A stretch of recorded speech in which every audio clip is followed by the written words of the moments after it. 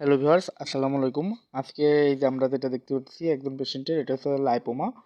লাইপোমাটা হলো সাধারণত benign tumour, fatty tissue, যেটা হচ্ছে অর্থাৎ ফ্যাটি টিস্যু, কিন্তু চর্বিযুক্ত একটা টিস্যু, কিন্তু এটা ক্যান্সার না। এটাকে লাইপোমা বলা হয়। লাইপোমা শরীরের বিভিন্ন জায়গায় হতে পারে।